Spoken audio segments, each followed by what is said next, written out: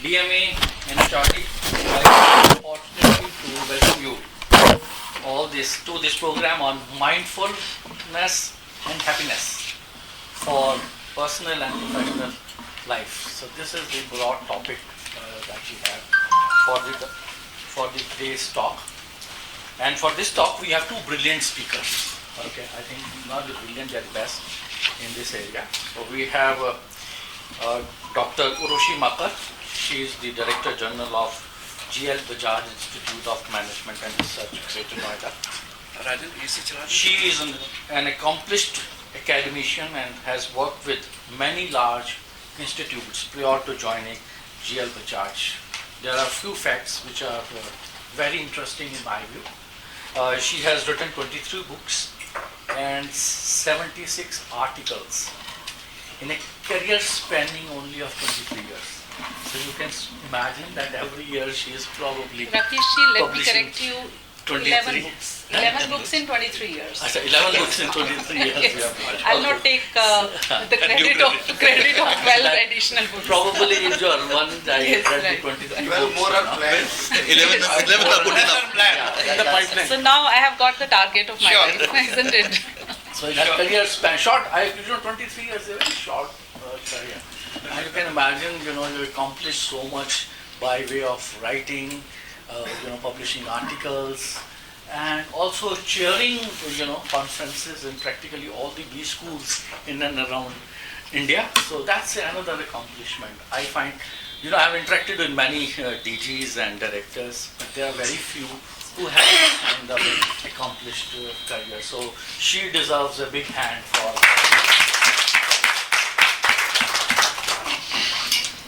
And she has conducted over 50 MDPs and FDPs in 23 years. That's also another feather to her cap. And her topic for the day is the pursuit of happiness at workplace. That's where she will be speaking on. Come on. And she is having expertise in the domain of organization change, organization development. And although she holds a nomenclature or a title of a Director General, but I find she enjoys calling herself as a researcher, scholar, trainer, and a consultant. Okay, and so that's where you say you have administrative positions, but you don't forget your roots, because actual satisfaction that you get, in my view, especially in the academic domain, that by way of writing, by way of talking to the people, and when people consult you on the important decisions, and that's where you derive more satisfaction. That's credit goes to her for this. And our second speaker for the day is another very brilliant person, Mr. Sanjay Anand. He is an experienced entrepreneur. Yes. Okay, and he's been a co-founder of a company for last 30 years. Okay, and he has very specifically written in his write-up as a co-founder and an entrepreneur. So in my view, the difference between the two is when you write co-founder, it's always say that this is the one which has started from the scratch. And when you write entrepreneurs, you probably might have inherited it. That's what the difference I find between the two. And that's where people enjoy calling themselves, as founder and co-founder of the organization. Because when you start something from the scratch and you really taste it, and that's where you derive the confidence and the courage in my view. And he's got a brilliant, educational background. He is an architect from IIT Delhi. And he's a Gurukul scholar from the London School of Economics. So we will request him to explain a little bit about his experience as to why do they call it a Gurukul scholar, and especially in a Western place like London School of Economics. Mr. Anand is a well-known speaker, and he speaks on the topic of mindfulness and happiness with the authority. Okay, he's a certified trainer from the Art of Living, because I always confuse it with the living in style. Okay, so Art of Living, because that teaches you how to live in style, in my view, in a particular style which is very uncommon. It's not a cup of tea for everyone, and that's where I have a great deal of request for Art of Living. And he has been associated as a teacher or a trainer, yoga teacher for about 10 years, and he's been a teacher at the apex. That's the institute. If you get attached to the apex, that means you reach a certain level and you can really do whatever you or feel like in the domain of yoga. You have done great deal of work, and you can really help people to understand really what yoga is and what it does to your personality. Okay, many teachers that are there, they teach you yoga from the exercise point of view, but actually how you attain the self-confidence through the yoga, this is what the people who are associated with Apex, they try and create in you. That's where I find the difference from the ordinary yoga school, and the difference especially from the people who come from the art of living background. And before we get on to the areas of mindfulness and happiness, I would request both of them to highlight in the current scenario, especially when we say mindfulness, happiness. If it is not there, that means we are undergoing a stress. Okay, so what are these new sources of stress? Whether the social media is stress, whether the too much of a social exposure on the social media is stress, or too much access to social media is stress.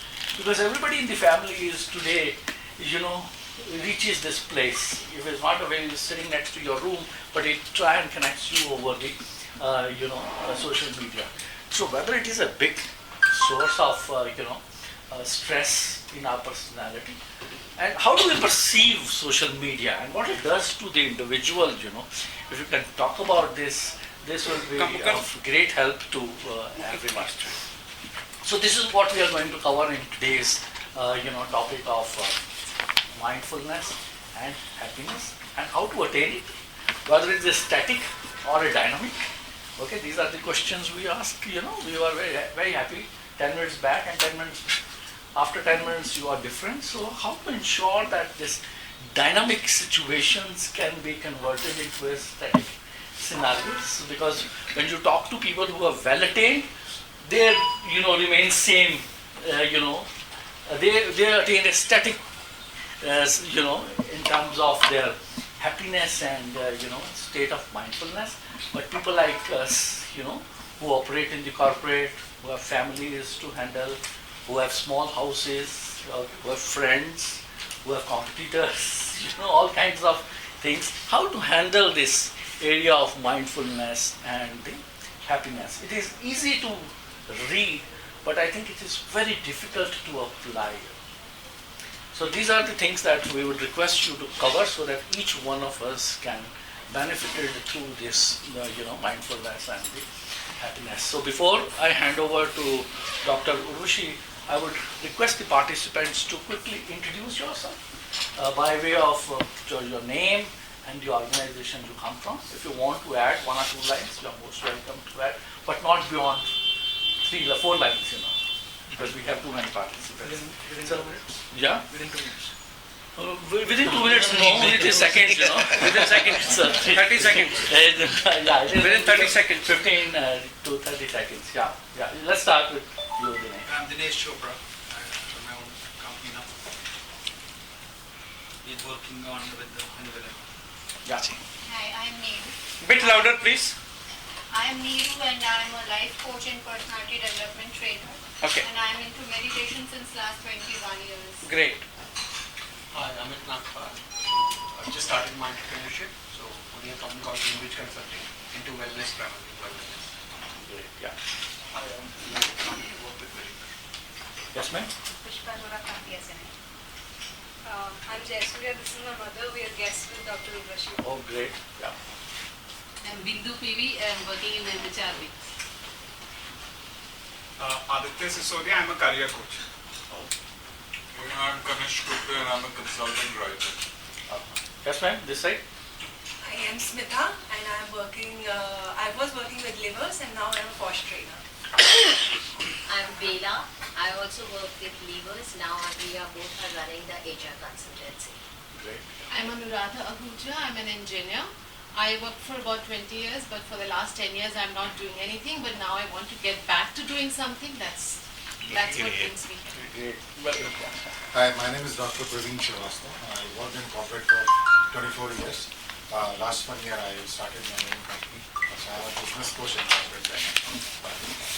Hi all, my name is Jitendra Narayan Das. I am working as Director of Strategic Management in Traffic Soul IT.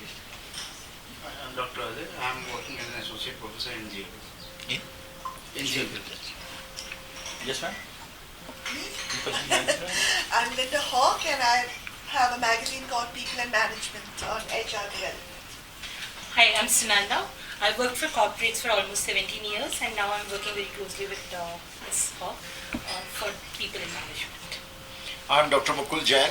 I have been associated with corporate training and consulting. Now I am associated with JK Business School, Gurugram. Dhananjay Singh, I work with National HRD Network. DG of Director General of the He is the DG of National HRD. Yeah. I see. Rajiv is the well-known. I'm unemployed. My name is Rajiv. Rajiv is the managing trustee of. He is the managing trustee of ICPI. Yes. And well-known and most wanted, coach. In the B schools, and engineering colleges. And he is there in all the orientation programs. The first person to. I think last one which he has done is very recently, last 2 days back in Chandigarh. Chandigarh University. Say a national well-known personality. Yes. In the management fraternity. And a consultant for 30 years? 38 years. 30 years. 38 years. Can I add one thing? And still surviving, And that's a big challenge. And growing. May I add one thing here? Yeah, because you are a role model for. When you tell the experience, you also reveal the age. So please don't, specify I'll add so one much. thing. He has got a mesmerizing voice for the voiceover for all the stories that he has. Yes. Wow. Yes, ma'am. Hi, I'm Poonam Verma. I'm into HR consulting, associated with People A to Z. I am Jeet Chatwal. I am on the board of a big group of companies and I have my own company called Tickmark Training and Consulting. I am Deepak Barar. I am a founder trustee of ICPI. My name is S.K. Singh. I'm an independent HR consultant advisor. Worked with NTPC for about 37 years. I am happy about the emergence of social media, communication on social media. Just now I was passing a message that I derive happiness out of such programs that I attend. Yeah, that's it. Yes. I am Vikram Singh, PGDM student at GL. Great.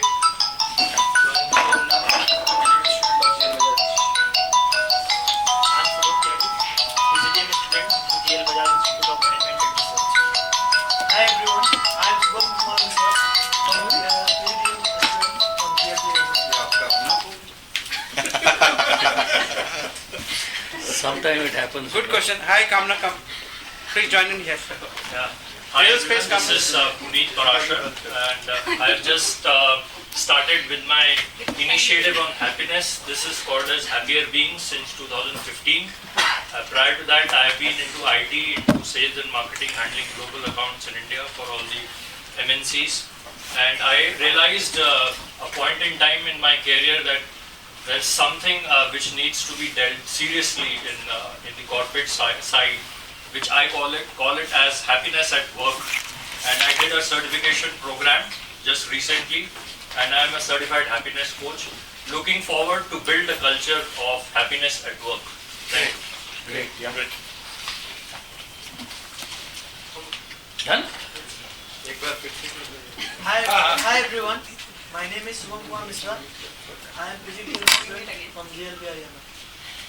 Hello, I am Sanjay Weber, working with a company. They are into logistics, education and travel. Let's hear from her. Hi, this is Kamna. I head HR for Celerity, which is a joint venture between NCR and CC. Great. Yeah, done. Thank you very much. So you can see the kind of people we have in this room. I'm Rakesh Seth. I'm a self-development coach. Fine. I worked in the industry for a pretty long time, 35 years. I'm the ex-CHRO of Lloyds, L. Everest, and Tapas, and many more companies I worked. Studied from Delhi University.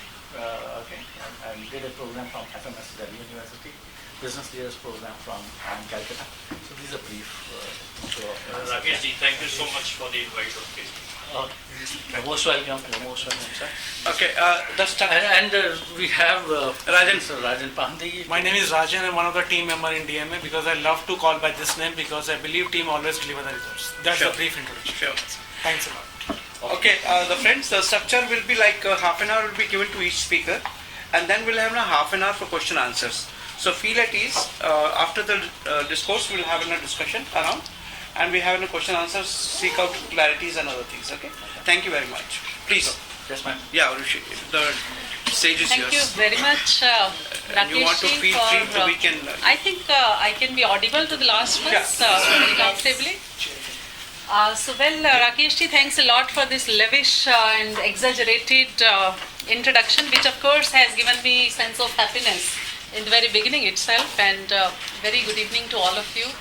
I must appreciate this initiative that a talk on happiness and mindfulness has been organized.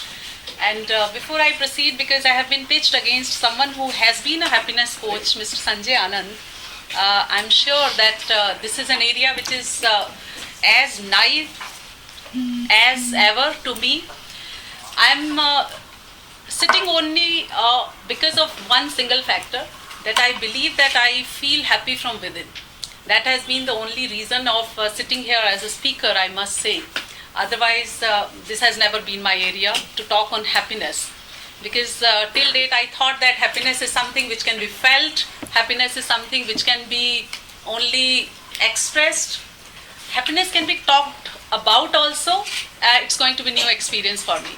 So I'll try to do some justice to the time which has been given to me. I must thank Mr. Deepak ji for giving me this opportunity and showing faith that I can talk on this topic too.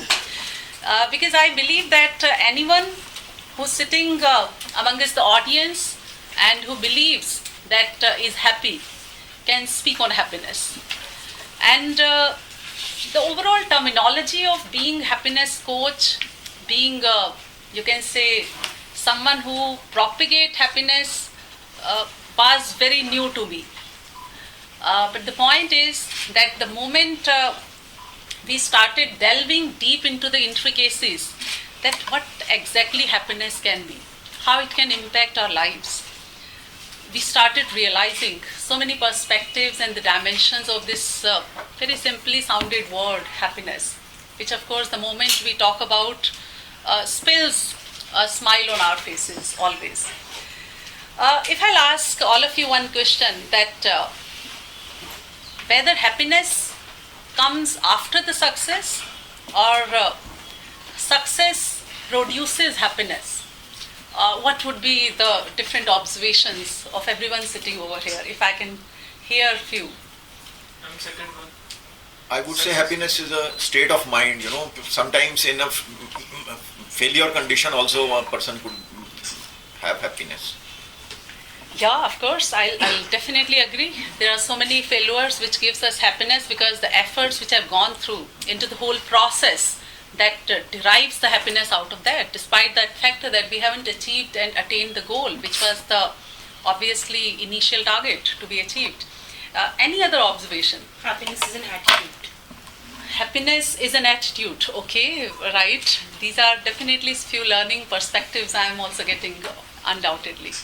Happiness may be a combination of satisfaction with joyfulness and every task going on the same pathway or pipeline. It may produce happiness within ourselves. Okay, well, that's definitely wonderful. Put a smile on other faces also. Okay. In fact, I'm going to take few minutes from this moment onwards to talk about the pursuit of happiness at the workplace. That's what is going to be the agenda of my talk, in case if someone can help me to get it on. Yeah. If Prameen, you can please help me and connect it. I would like to appreciate the aspect that how much it is important to have happiness at the workplace. And per se, some parameters, some variables which can impact the happiness at workplace. Obviously, the happiness at the personal lives have very strong impetus on our happiness at the work also. Undoubtedly. There is itinerary relationship there is a complementary relationship of personal happiness and the professional happiness. In general, I'm sure all of us will agree to one point that people in general who are happy at their personal lives are happy employees too, because they carry forward the spillover impact of their personal lives to the workplace also. That's something which is always true, which I have believed and which I have seen, of course, and I have observed too in the different capacities. And vice versa, I'm sure also impacts that the people who are happy at the workplace, they definitely have the spillover impact of that happiness at their personal lives too. So when I talk about the pursuit of happiness in the workplace, undoubtedly certain additional aspects will be added to that perspective, and we can see one interesting take over here that as per a study, of course, these researches are as per study done by Forbes last year, that why happy employees are 12% more productive. It has been found that if in an organization the employees are happy, of course again the question will come that how did they evaluate that the employees are happy. It has been an extensive and exhaustive research which was conducted for more than 8 months with the survey of 2,880 employees of the different organizations, and based on that they came to the conclusions that the employees which are happy, they are 12% more productive. So the reasons were tried to find out, and these researches have been taken as the core values by Sean Acker. I'm sure a few of us have heard about him, one of the happiness researcher of the times today. His TED Talks are most viewed TED Talks currently in the globe, and his book Happiness Advantage is one of the best-selling book. Although I could not put hands on the book itself, but yes, I have read few of the excerpts of the book. I would suggest in any case anyone could have hands on that book. I believe that can be an interesting read. This is on my agenda, of course, undoubtedly. So this research has proved one thing, that we work more effectively, creatively, and of course collaboratively if we are happy at workplace. Now here when I talk about the word collaboratively, very interestingly, just now Rajan has told that it's always good idea to talk in terms of teams. I'm sure the organizations which work as a team in the collaborative way, they might produce, I'm using the word might because there is no certainty of the final outcome when we talk about happiness. It can always be up to a certain extent in the probabilistic figures. So it has been found that collaboration in an organization, when the organizations work as a team, they definitely create happy employees. Here I remember one small story. I'm sure all of us have heard about that there used to be a farmer, and he used to grow maize. He used to have the best of the maize fields of the time, and in most of the competitions he used to win the best of the prizes for the qualitative maize which he produces. So in one of the competition, after winning, he was asked by the media people कि इतने कमाल के कैसे तुम मक्का के दाने उगा लेते हो, भाई इतने बड़े साइज के हैं आपके, the quality is of such high level.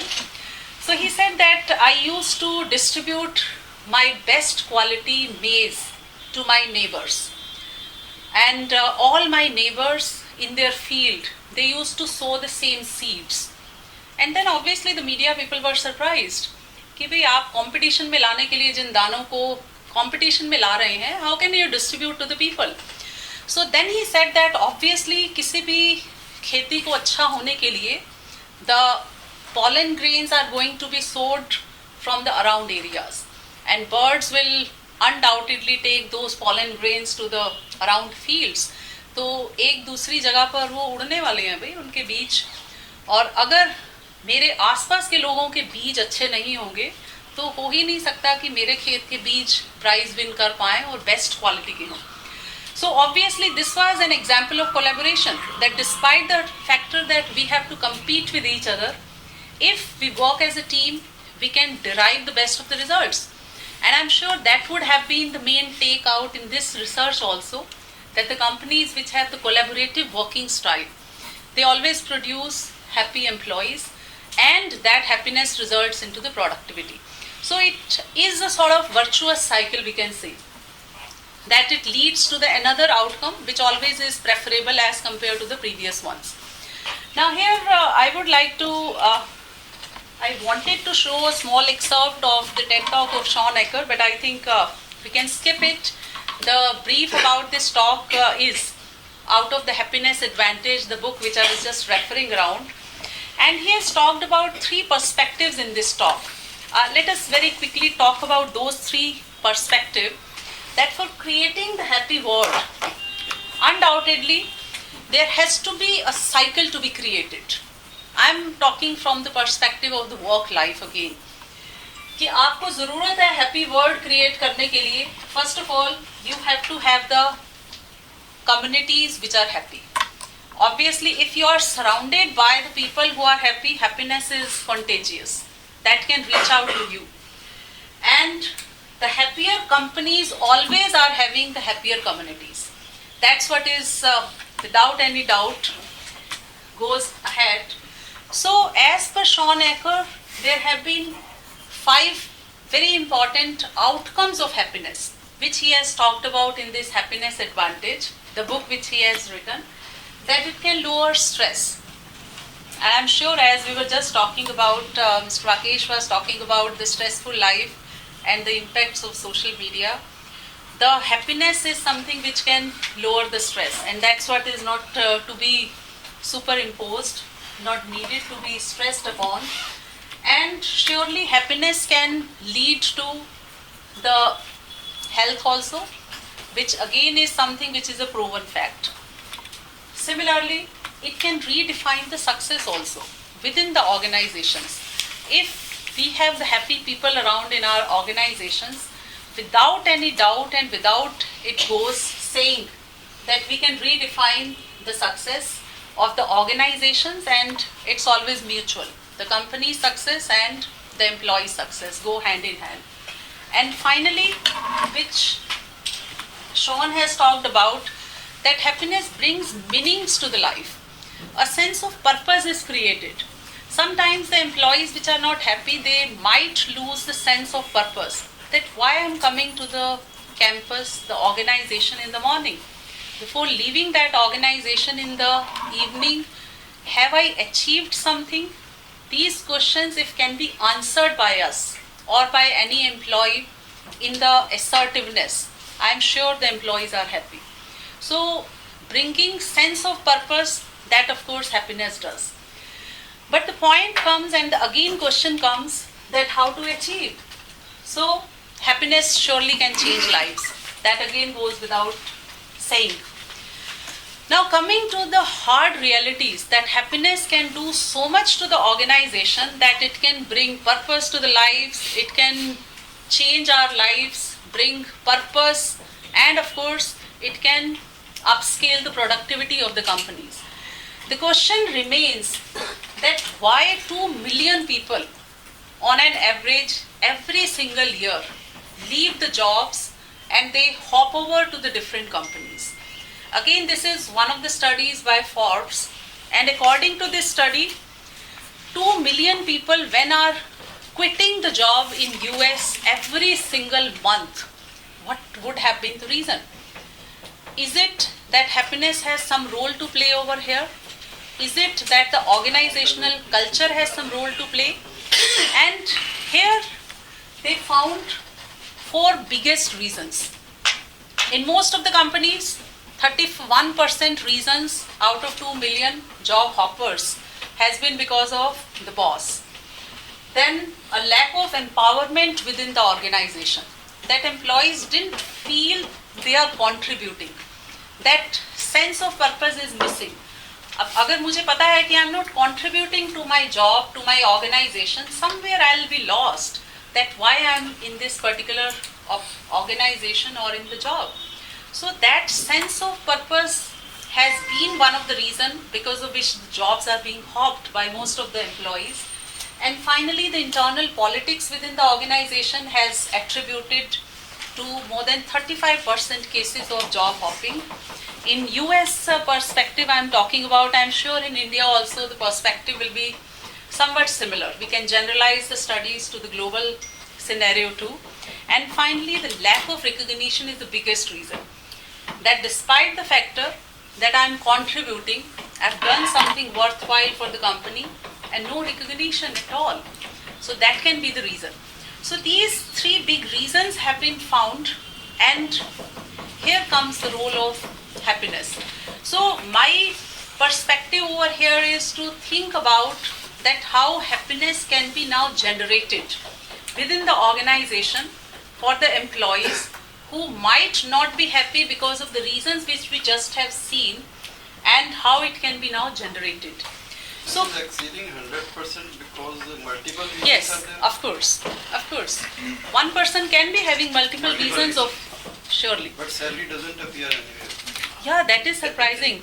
At least among us the top four. Surely it might be there at the lower or the bottom of the pyramid, but surely lack of recognition has somebody gets more. amounted to. It could also be the measure non-monetary. No? Yeah. So there have been few recommendations based on this study that how to create happiness and obviously reach out to your employees. So I think there have been four very important perspectives which, as a leader, as the front row runner, any manager or anyone has to play the role. So first of all, surely it has to be that take care of your employees. It is as simple as that. When the employees are not finding the sense of purpose, when the employees are believing that their recognition is missing out, when the employees believe that the internal politics is taking toll on their productivity, obviously it becomes important as a leader to take care of the employees.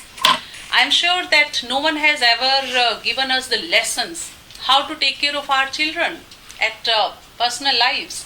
So why there needs to be the trainings, the developmental lessons for the leaders to let them understand that they have to take care of their employees. So obviously it is as simple as that. Take care of the employees, the happiness can be the outcome, surely. Similarly, very important lesson for the leaders is that empower your people. Now empowerment is of course a widely used and sometimes overused terminology nowadays, but it still holds true that empowering our employees is very, very important. Our team members, if we are giving them the sense of achievement, if we are giving them the sense of having control on the situation, I'm sure the empowerment can be there. So that sense of control over situations is very important to be given to our employees. Even if that is the smallest of the task, if we are keeping them in the front row, I'm sure they will start believing in their presence, which is precious. We have to make them believe that their presence in the organization is definitely leading to the success of organization. It can be any job, it can be the significance of the job irrespective of that aspect. We have to consider it.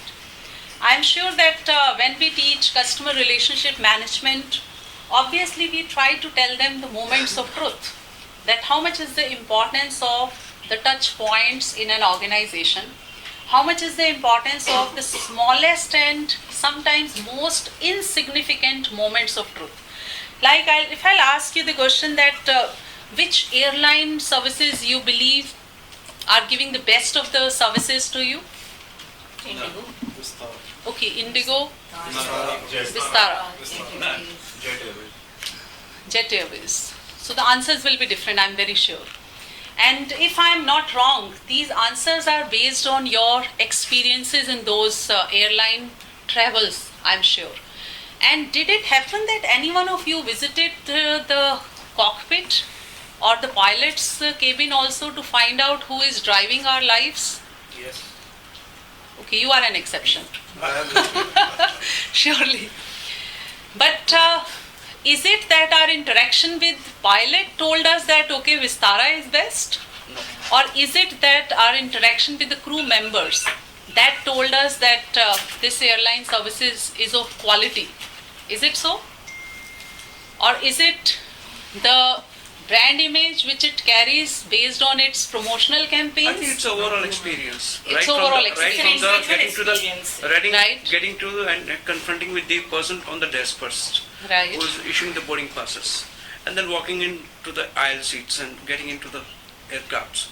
And it's a whole sum of experience. You can't say even a single experience can destroy the whole. The absence of bugs in the seat also. I didn't get you.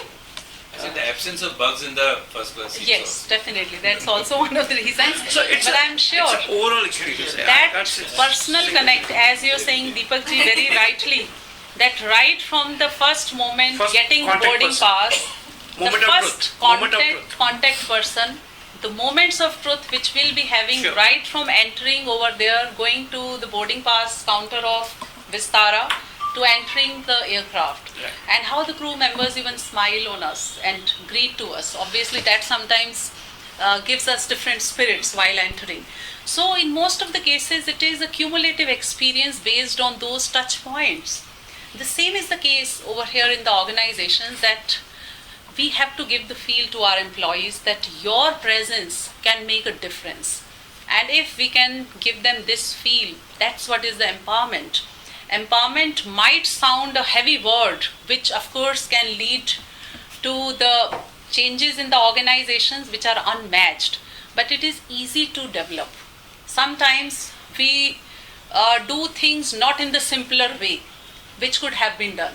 So I'm sure that within the organizations, as a leader, if all of us can take the lead to empower our employees, even if that's a peon in the campus, even if that's a security personnel, even if that's the housekeeping staff, I'm sure the change can be there in the campuses or in the organizations everywhere.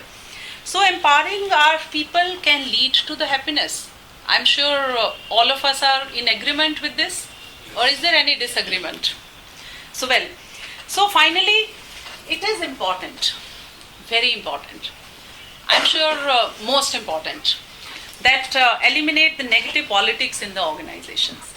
I'm sure as a leader, we have to have watch around us, what sort of the environment going on. Any type of negative politics sometimes can pull down the contributors in real sense.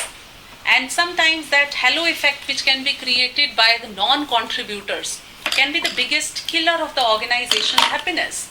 Sometimes the stereotype that few members are the only contributors and the other team members are not contributing, again can be the killer impact. So that... Is there a positive politics also? Yes, I think it can be. Example? In fact, politics is a neutral terminology. If I'll talk about Indian politics, that's a neutral terminology. From time to time, the nature of politics has changed. If today's scenario will talk about Indian political scenario, I'm sure most of us will be in agreement to the point that politics has become a dirty game. Why do we say so? In office environment, it's professionalism, it's not politics. The right word is professionalism. So is there a positive politics within organization, which could be an example? In fact, politics is a big field of study nowadays in the corporate sector. We cannot deny the importance of politics in the organizational setup, and in the organizational behavior, the subject which we teach to the students, there is a full-fledged unit on organizational politics, isn't it? So that's not the point, that politics is not taught, read, studied, or it doesn't impact. That's there, surely. And politics is a part, if I may add, politics is a part of our life, whether it is a house or a family, and then it extends to the corporate. No, it's a subject. Everywhere you have an element of politics. But as far as when you say positive politics, I haven't come across anything of positive politics type, because positive of one could be a negative for others. No, but neutral can be. Can I? Then we don't call it negative. Yes, sure, please. One line. It's a very interesting question about positive politics. Often in companies there are different departments and they tend to overlap in their functioning. leaders I've seen, they create a sense of competition within the department. That's a point of positive politics. In some of the companies, traditional Indian companies, this has been played very nicely. That's a peer pressure, what you're saying. Yeah, it's a peer pressure. That's what I was saying. In That, fact, peer pressure. Peer our pressure is not organization demanding. try to do these kind of things just to have a reflective understanding of the individual, so that he can bring up his inner core to the table. I don't know whether politics or governance are two separate words, but politics, from what I understand, is hearing maybe the lowest base of people's their voice carrying to the highest level.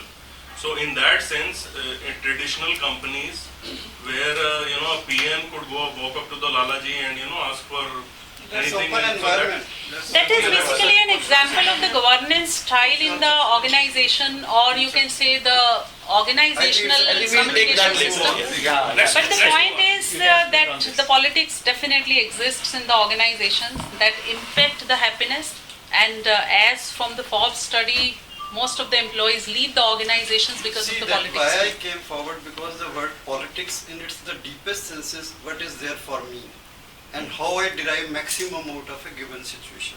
Right. All over the world, that is the politics. That is why I said is it positive politics.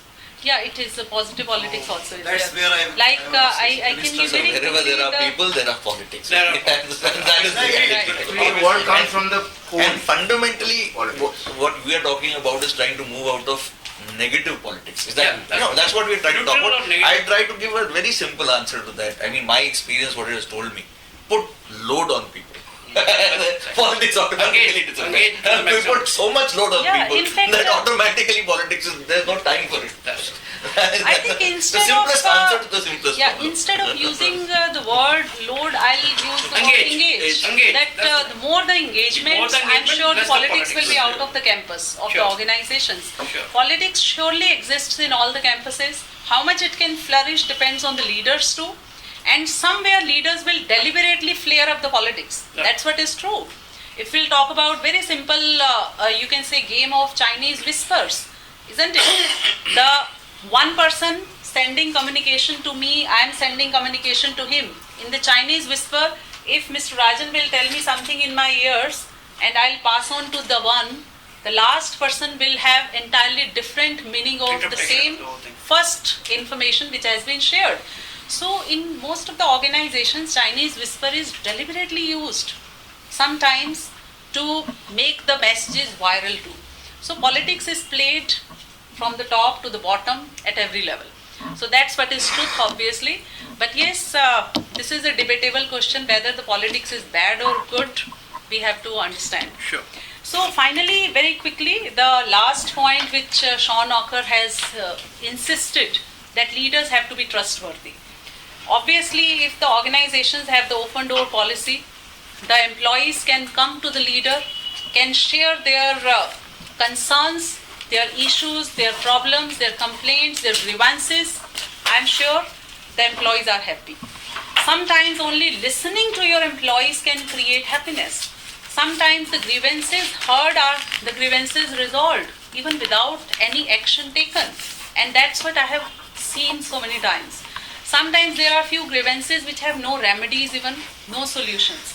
But if you are hearing them, if you are listening, giving patient hearing to your employees, that can be sorted out. So leaders have to be trustworthy, obviously. That's what is very important. And finally, the point which we were talking about, the reason why people leave the organizations, that's the point, that leaders have to recognize their people. Give them the appreciation, give them acknowledgement of their smallest of the contributions. That's what is really important. So these are few points which have been highlighted in the happiness advantage by Sean Ocker, and why the word happiness advantage has come out as the title of the book. I'm sure all of us have heard about competitive advantages. The companies are striving for core competence creation. The companies are talking about creation of competitive or the strategic advantages. So he argued, in fact, Sean Ocker, that why not to create happiness advantage? Very surprisingly, the competitive advantages or the strategic advantages can be stolen overnight nowadays. Say, for example, I have come up with a technological innovation in my company, and tomorrow some another company has come up with the similar software My technological advantage has gone instantaneously, overnight. I have no competitive advantage left with me. But can any company steal our happiness advantage? Because creating happiness advantage is an organic process. It comes with the passage of time. It can take years and years, sometimes the decades, to have a culture of happiness advantage in the organizations. So finally, I am coming to the last 3 principles based on what I have come to know about happiness advantage based on Sean Acker. The first of all is that happy people become successful, not that the other way around. I think the belief which Sean Acker has shown, I go by this belief very strongly, that instead of thinking that let me put my efforts to be successful so that tomorrow I can be happy, instead of that, why not be happy at this moment, which will lead me to be successful? Which option is easier? I'm sure the second one, that let's be happy at this moment, which will lead to the success, undoubtedly. So the point is that happy people become successful, that goes without exception. That has been seen in the researches. And that happiness advantage which can be created by taking certain measures in the organizations definitely go a long way in the organizations. Now, this point is easier said than done, undoubtedly. It's surely very tough task to create that happiness advantage in the organizations. But the point is that happiness is all about the mindsets. Obviously, I'm sure Mr. Sanjay will talk about mindfulness and happiness both taken together. Here, very strong crux of happiness is pivoted against the mindset. If in our mind we have decided to be happy, as someone said over here, happiness is an attitude, you told Sunanda, isn't it? So that's what is true. And when we talk about mindsets, very surprisingly, 2 types of mindsets always exist, which all of us might have observed around us: a fixed mindset and growth mindset. Someone who is fixated will never change, stagnated, and believes that this is final, take, I'm sure belong to the fixed mindset category. But the point is that organic mindset, which can be flexible, which can keep on changing, the belief that this is the target, I can achieve the target despite the factor I have lesser talent, is an example of the growth mindset. The point is equivalent to the same. One prophecy we all have heard, that talent, if is there and you are not putting hard work, it is of no use unless until you will put your talent to work hard for you. Obviously, in most of the cases, the talent fails where it is not working hard. So undoubtedly, the growth mindsets are needed amongst our employees if we want to create happy employees. And it's a whole lot of strategy which is needed to create that growth mindset in the organization. It's not an easy task because we get the stereotypical mindsets in terms of the varied employees joining the organizations. Now the second point is that train your brain to spot positives with the Tetris effect. That's the third principle which Sean Acker has re-insisted in the Happiness Advantage book also. And what is this Tetris effect? In fact, I'm sure all of us have heard about Tetris, that block cubes video game which was launched in 1984, जो हम अपनी छोटी सी video game में खेलते थे. और I'm sure if you remember, the bricks are coming down and we are trying to put them into the order, the different colored bricks. So that was the Tetris game. And it was found by the researchers that those who were the ardent video game players of Tetris game at that time, even at the time when they were sleeping, they were just hallucinating about those blocks coming down. And even at super mall, if they are purchasing something, they will find that they are rearranging the bricks over there, because that hallucination will be spilled over in their other situations. when they are habitual of playing that game for the longer periods of time. That's basically is the Tetris effect. And if we'll talk about this Tetris effect in the organizational perspective, it means that if we have that growth mindset, which I just have talked about, that will spill over to the different situations of our life. That perspective that I have to do this, that go-getter attitude, that will spill over to the different situations, and that will train our brain to spot always the positives. I'll give here the example of Mike Tyson. All of us have heard about him. At 20 years of age, he was the youngest world boxing champion, and he was the richest boxer of the world at that moment. The only boxer at the age of 20 who got the all 3 world titles in the same year. He still carries that record to himself. Despite that factor that he was only 5 feet 10 inches. The height, which of course is lesser than the standards and the norms.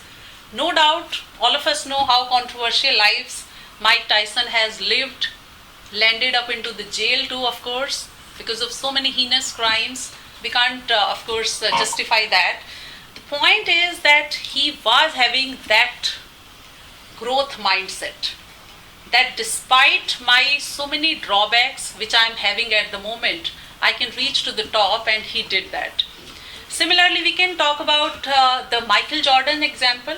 Again, one of the billionaire basketball player, and again the similar story, that in his high school he was rejected in one school team. He wasn't taken, again because of the same reason, that he was of short of height. And if at that moment there could have been 2 outcomes, that fall up instead of down, by using failures as the stepping stone, which Michael Jordan in fact used.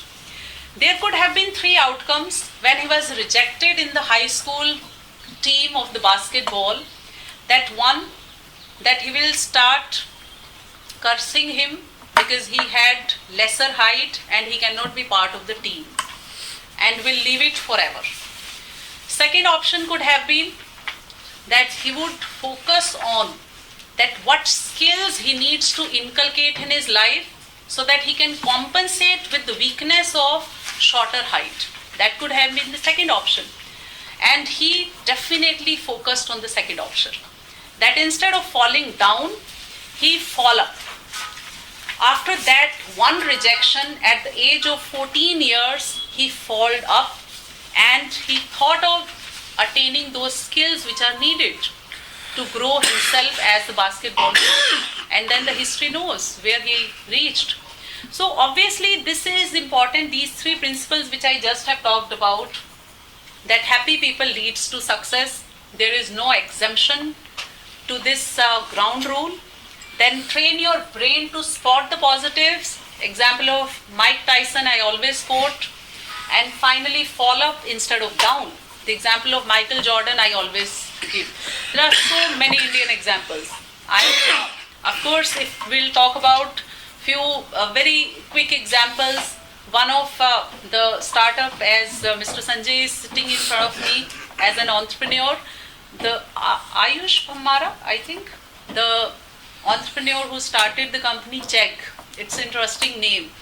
The same thing happened. He did his graduation from Stanford, and he went out for getting the job, couldn't get the job. Because in most of the jobs he was asked to have the experience. And because he was fresher, he couldn't get the experience.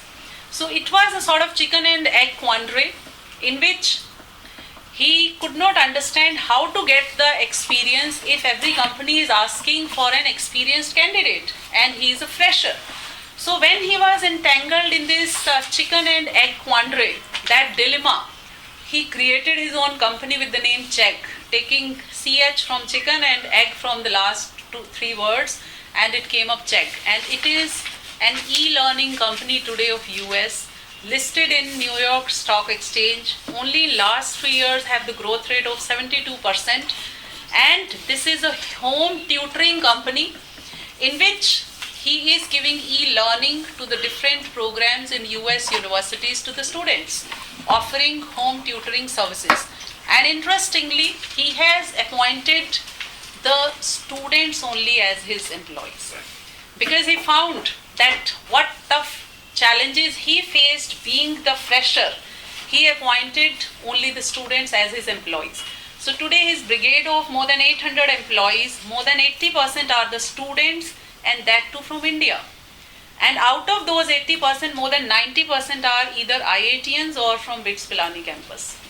And the students have enrolled as the expert subject speakers. They are taking the video lessons one-on-one of the students, helping them in the home tutoring services. And today the company is growing like anything. So the point is that, are we falling up or falling down? Are we seeing the brighter side or the positive side or not? So this culture has to be created in the companies wherever we are working, and that culture needs to be inculcated. That needs lots and lots of efforts. I am sure that can create happy employees.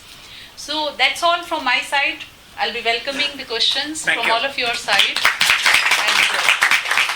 And over to Mr. Sanjay, the expert on happiness, of course. I am eager to listen about his perspective, of way course. beyond anything. We can take the questions together. You know. I we'll forget take it. because it's related to the screen. No, we will have it later, please. Just bear with me. Yeah. Thank you so much for this opportunity, everyone here. I think, I'm also quite very, very fortunate to have such a wonderful audience, frankly. I mean, there's an amazing number of coaches, teachers, people who have so much knowledge behind them coming in. I'm looking forward, in fact, to the question and answer session more than my just talking, frankly, because I thought it would be wonderful if this became more interactive. And thank you, Urvashi, for a wonderful talk. I think it's just hit I hope very, so, if it no, was, it beautifully connected. compressed, I thought, the notion of how it would have been to really bring success into the through happiness. In the Art of Living Foundation, we go even deeper. We stop linking happiness to success. What success? Great, very nice if you have success. But happiness? Your life is much bigger than any success, failure. What? Is this what we are worried about? Yeah? Your life is so much deeper than success or failure. Be happy, like what somebody said. Happiness is an attitude, it's a decision. And you take it now. Story over. Not stop. For heaven's sake, stop postponing happiness. I'll get married. I'll have children. My children will get settled. My children will get married. There's no end to it. Where is that?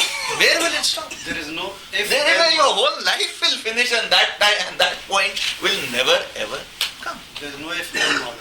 You got to take that decision, and the only time you can take that decision is sitting right now here in this room.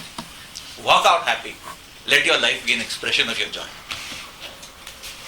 Let your life, your work, everything that you're bringing to life, let that be an expression of your joy. Your life will be transformed. You will be a blessing to everybody you come in touch with. You understand what I'm trying to say? Like what she said, happy people are contagious. Everybody around you will feel that vibe coming from you. Let that beauty, that happiness flow through you into the world. That is what yoga is. Yes? So that's something about happiness, yeah? Mindfulness, a big word, yeah? Mindfulness. वो mobile दो आ रहे हैं यहाँ पे phone किसी का आ रहा है कहाँ mindfulness की बात करते हैं, right? I mean that is typically acceptance की बात करते हैं, मन करता है दो. You feel like whacking somebody half the time in this thing, and we are talking about acceptance and trying to go into present moment awareness. Is mind, where are we coming from? Yes?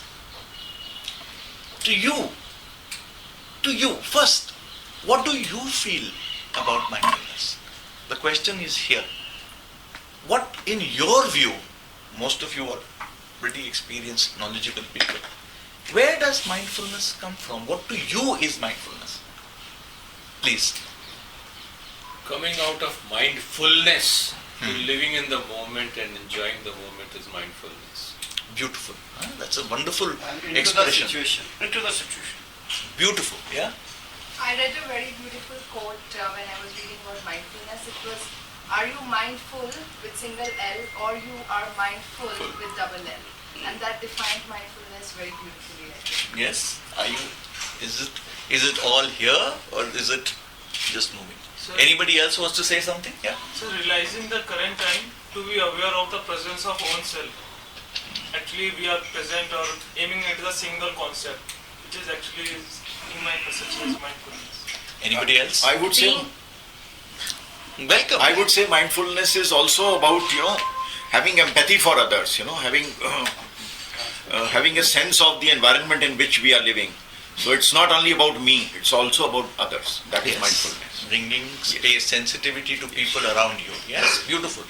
Being equanimous is also mindfulness. Wonderful. Yeah, being centered. A deeper word. Being centered is about being mindful. Yeah. And it's all about living in present and enjoying that very moment. Beautiful. Excellent. Full up to the brink, no more. That is full. No more. Sometimes you transcend the mind to become mindful. Yeah. Very nice. Beautiful.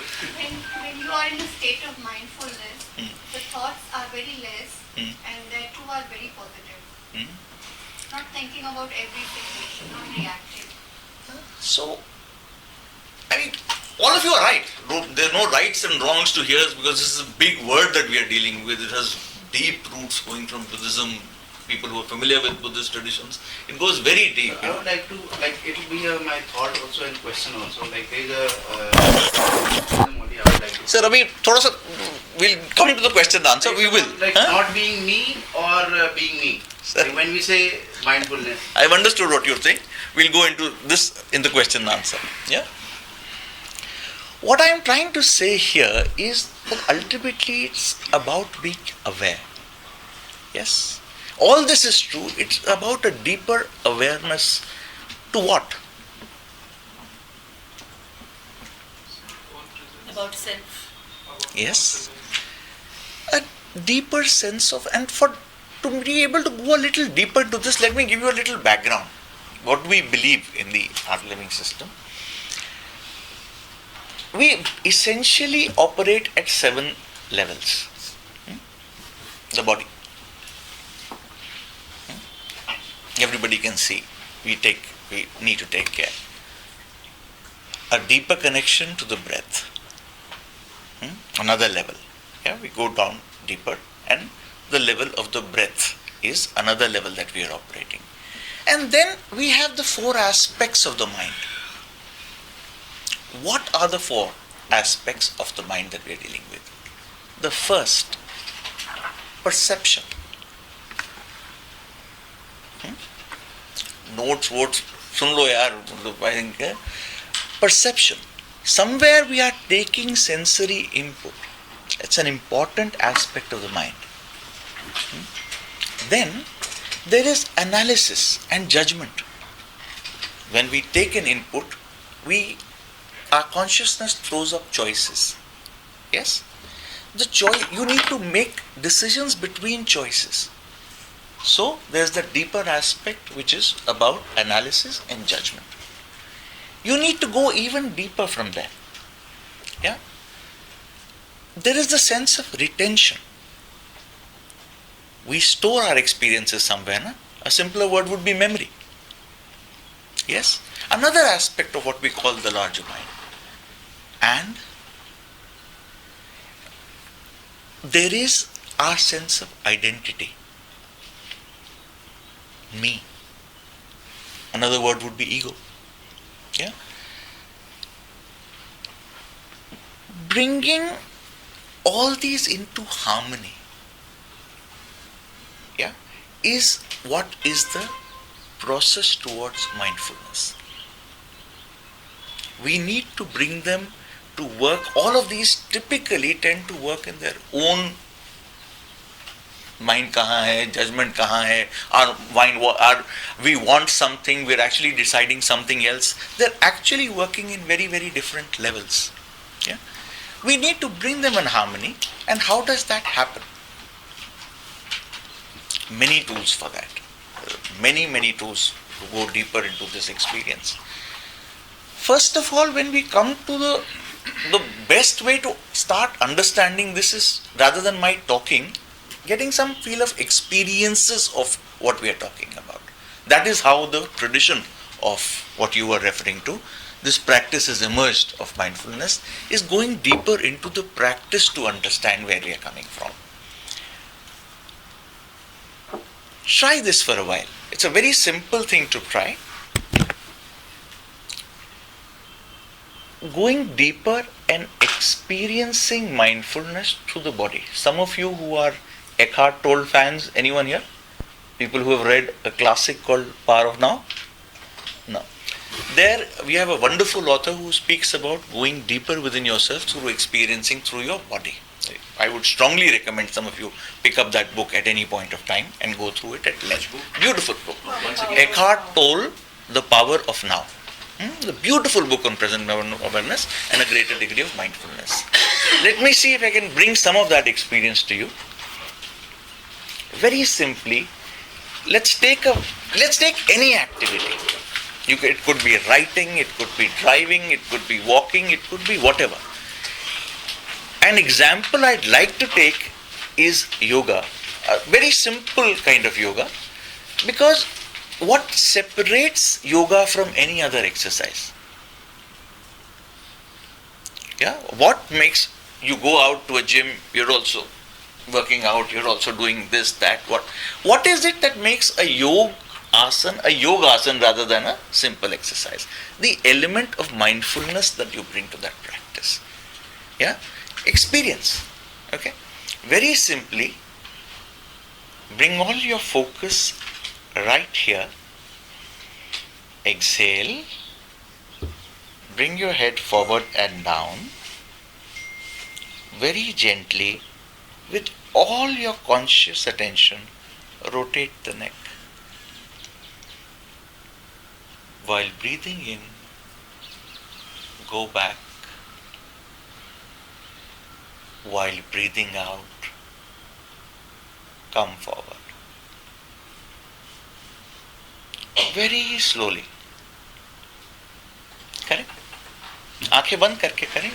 Total consciousness, total attention on just the rotation of the neck.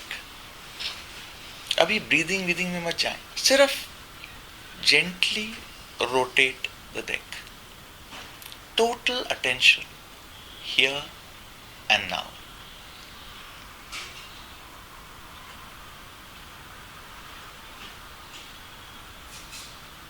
Continue.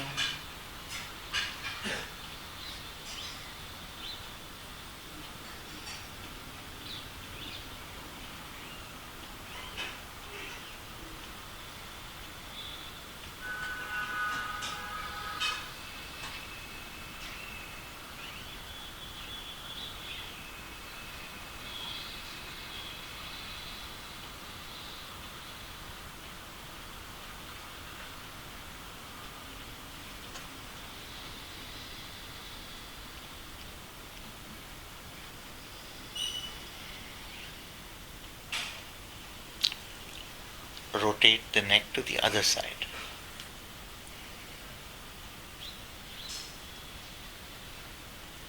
Very slowly.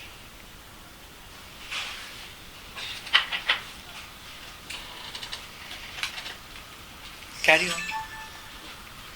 You don't have to keep your hand here. I'm just trying to ensure that your attention is centered.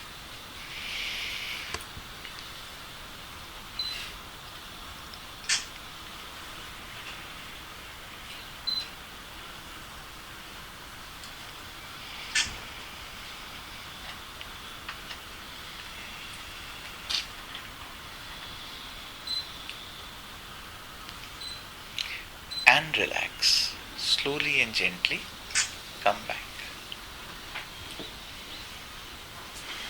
What have we done?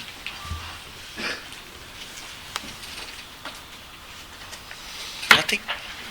Rotation of the neck. Nothing. Physically, what have you done? Big deal.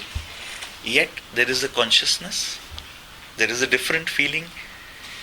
This is mindfulness through experience through the body.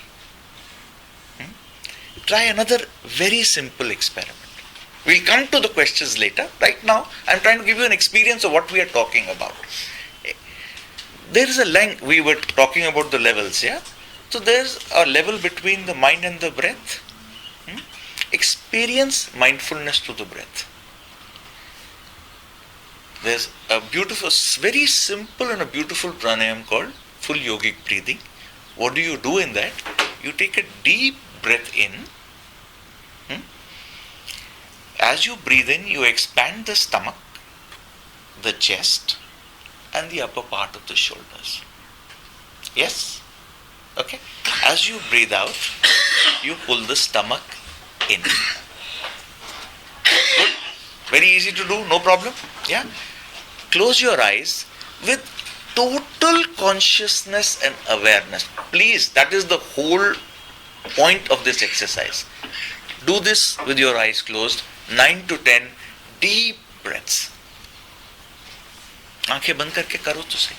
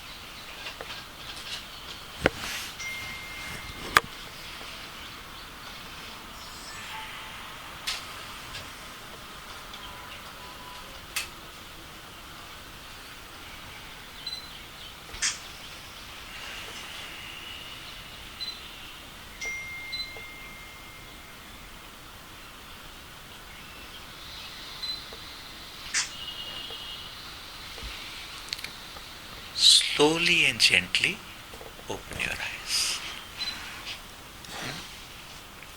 You breathe all the time. So what's so great? You are breathing, or you've been breathing all your life. What's so great? What's so fancy? Are you feeling better? Even if it's too short a time for you to actually get that experience, that's okay. But what I'm trying to tell you is that bringing your full attention and quality, doing with complete conscious attention to the task in hand, brings a quality of mindfulness to it. Yeah? This is mindfulness as a practice. It becomes a meditation. So any activity that you do, you can actually, by bringing the full consciousness into that activity, 100% sort of present awareness, it becomes something much, much deeper. Okay? Yet, try to understand, like somebody was saying, he said, it's difficult. For some people it becomes easy over time. Yeah? With a lot of practice it becomes easier. Yet, the nature of the mind is that it will always go here. It's not your fault or anybody's. That's the nature of the mind, that suddenly you will try to bring it consciously here. It requires effort to keep it here. Yes, I hope you're understanding what I'm trying to say. It'll keep, nature उसका ऐसा है कि वो भागता. You'll require effort to bring it back. Yeah? There is a deeper way, and that comes from going beyond. Okay? Another interesting experience I'll try to show you. One is mindfulness through the practice, conscious practice of mindfulness. But you can also achieve mindfulness. How does that happen? Through a beautiful practice which we have masters sitting here of meditation, going beyond the mind. The moment you are able to practice that beautiful discipline of meditation, you will find that rather than having you, and what happens in meditation, you, instead of putting effort, actually you drop all effort. आधे लोग जो मेरे को मिलते हैं, बात करते हैं मेडिटेशन की, इसकी उसकी, वो उनकी प्रॉब्लम क्या होती है कि हमने ट्राई किया, हम ये मेरे बस की बात नहीं है, we tried to do it, we couldn't stop our thoughts. Now what I am trying to tell you is, the moment you are putting effort, meditation will not happen. Because what is the whole definition of meditation? It is dropping the effort. जहां आप effort छोड़ दोगे, you will find meditation will happen. Just three qualities are required. Okay? I want nothing, I need nothing, I am nothing. जहां ये तीन qualities के साथ 10 minute बैठ जाओगे, let's do that. I am here to give you an experience of what we are talking. The discussion we'll have later. Okay? Come, close your eyes. Let's all of us close for eyes for a little while. Yeah? Karo.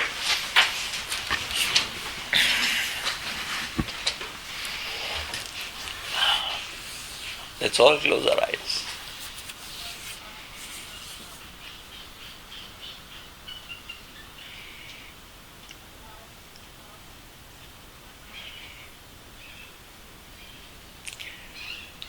Take a deep breath in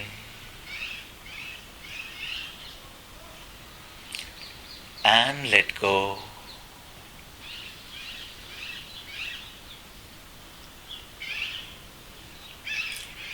Another deep breath in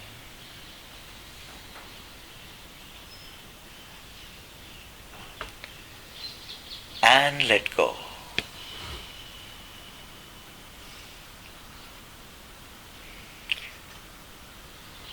Take your attention to your environment.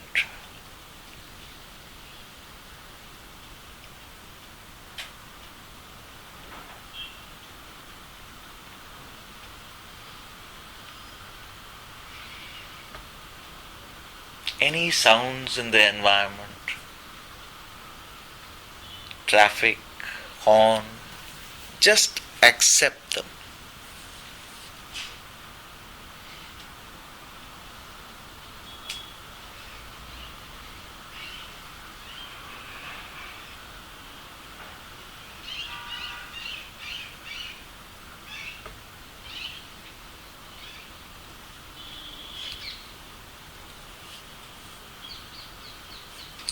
You are in harmony with the environment.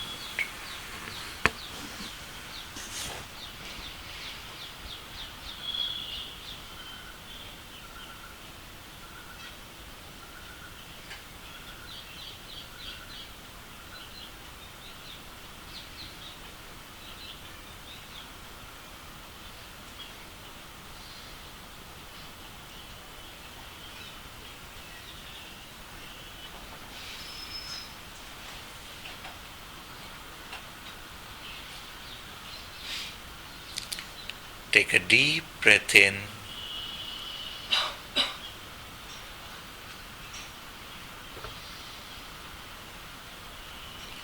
and let go.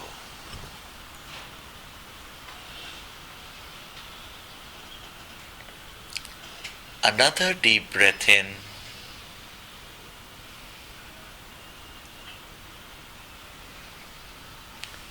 and let go.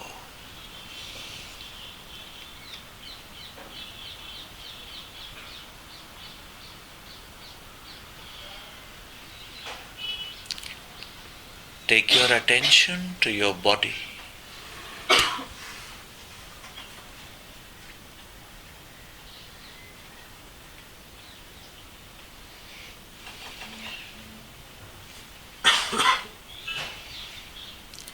Your feet,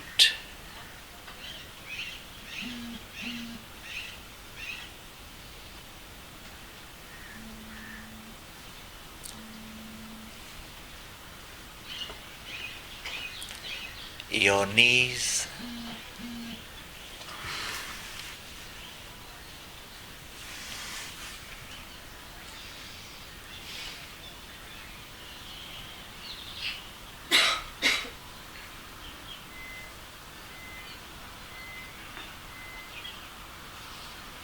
your thighs,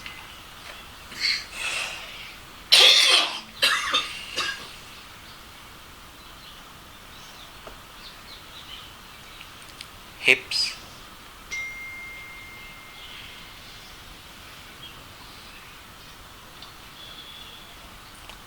stomach,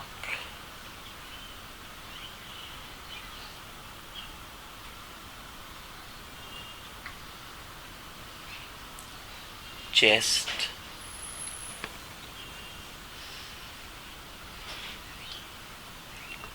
shoulders,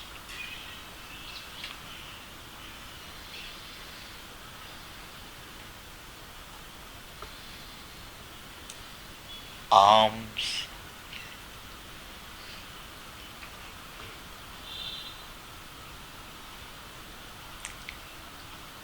neck,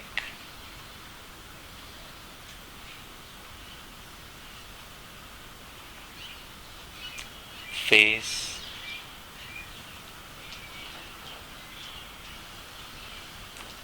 head.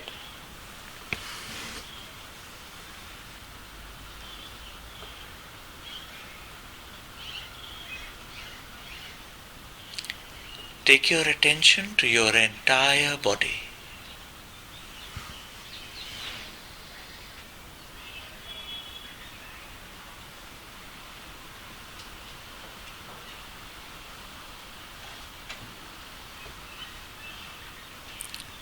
This body is a precious gift to you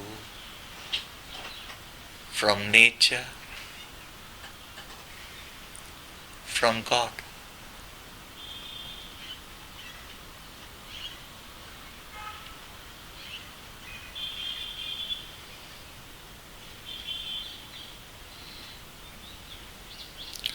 Honor and respect the body.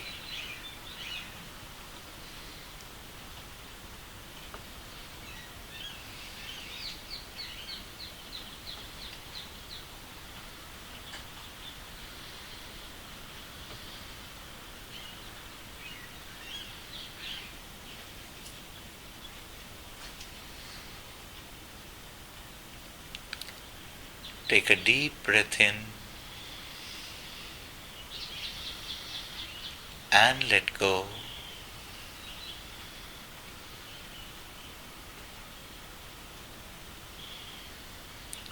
Another deep breath in and let go.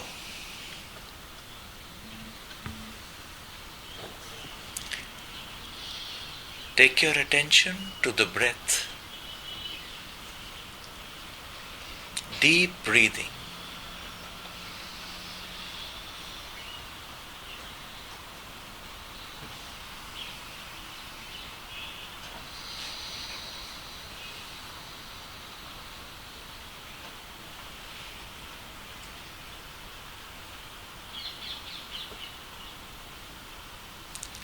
The incoming breath energizes the body.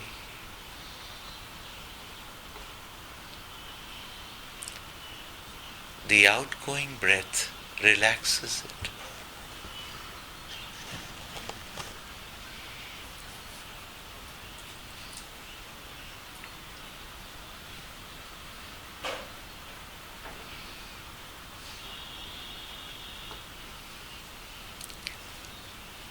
Take a deep breath in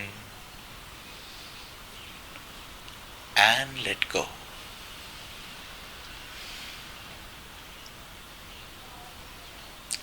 Another deep breath in and let go.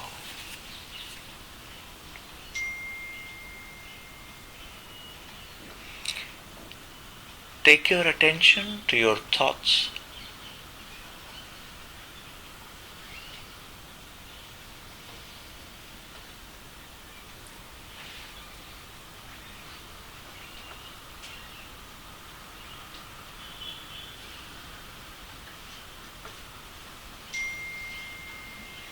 However the thoughts may be,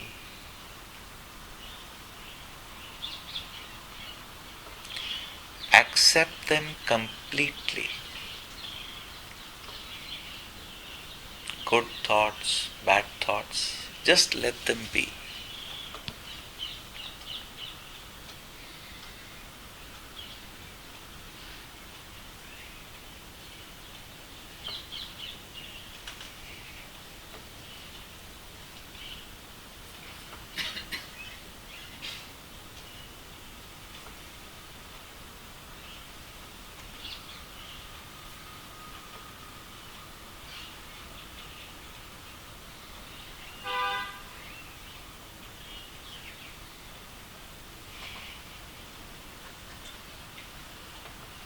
You are in harmony with your thoughts.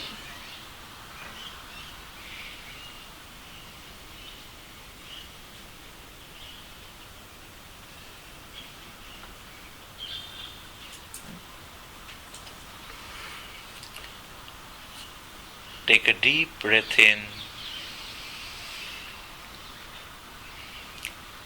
Take your attention to your feelings.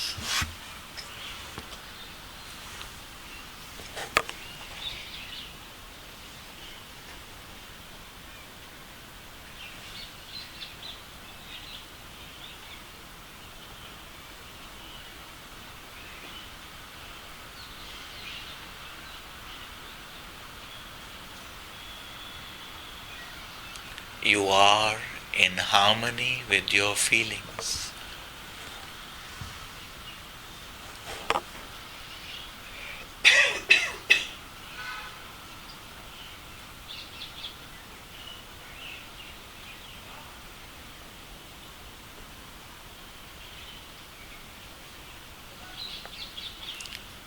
You are peace. You are joy.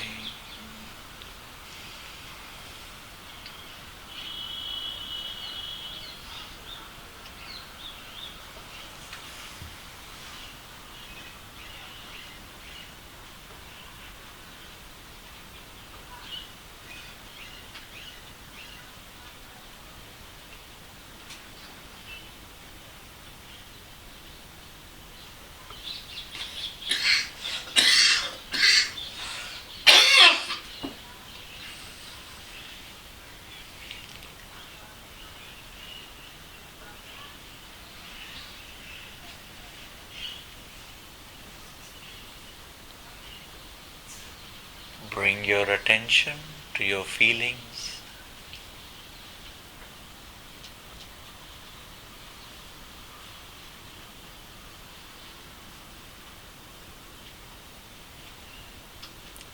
Your thoughts.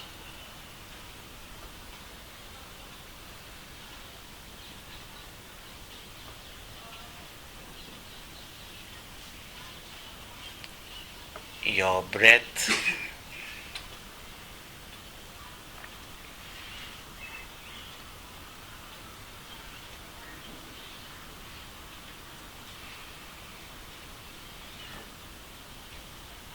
Your body and environment.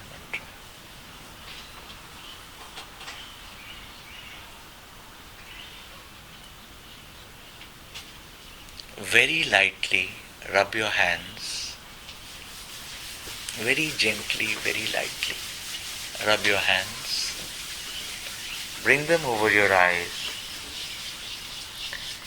and slowly and gently open them.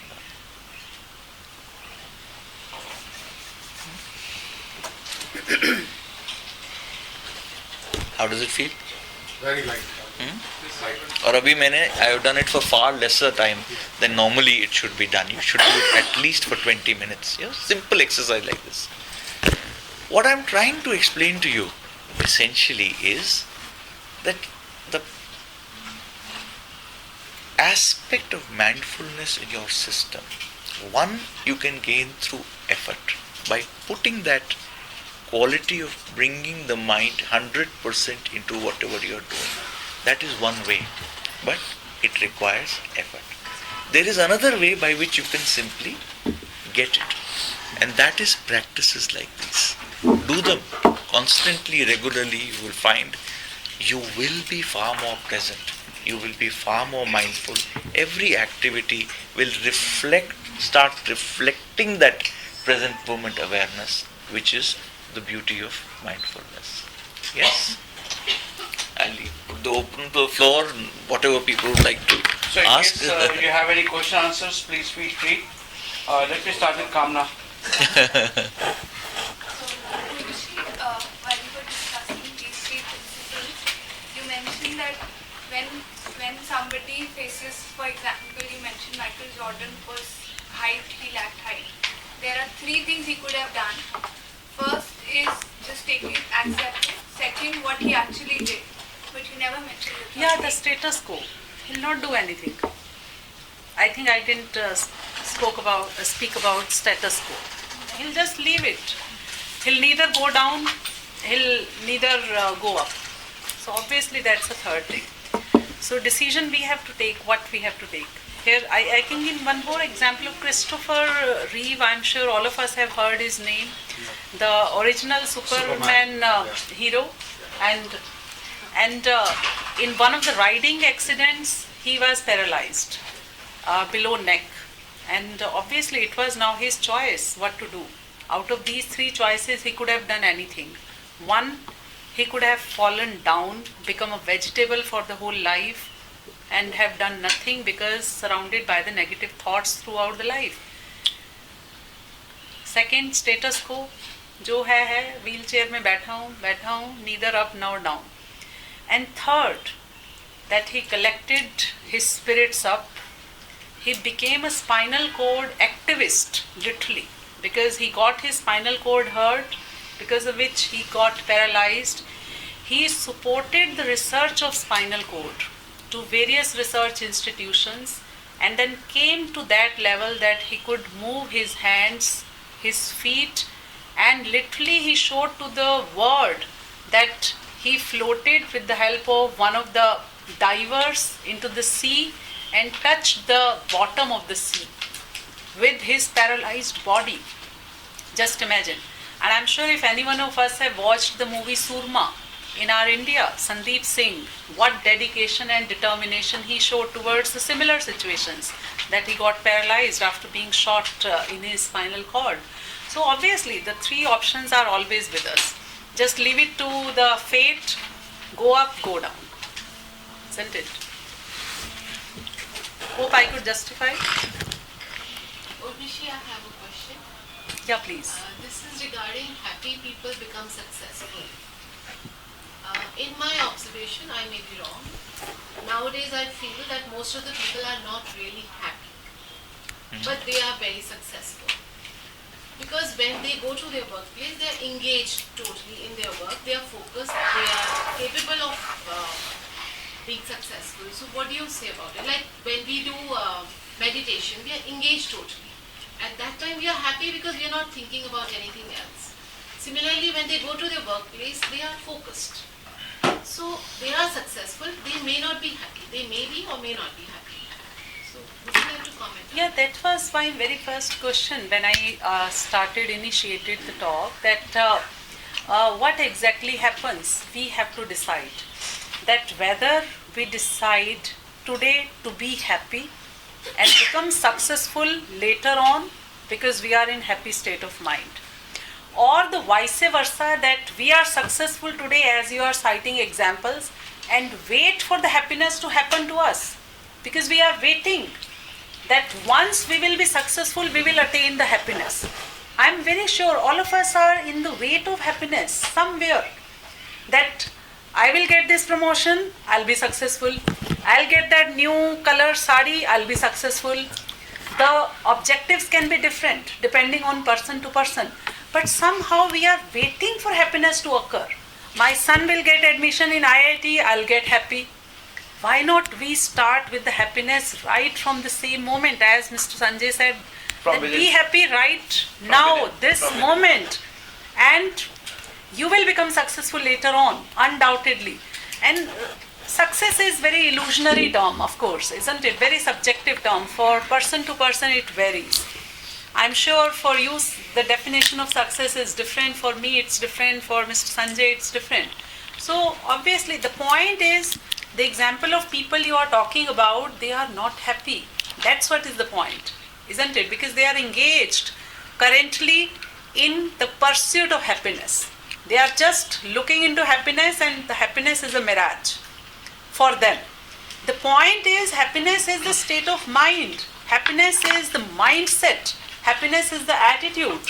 So let us start it right from this moment. We'll become successful later on.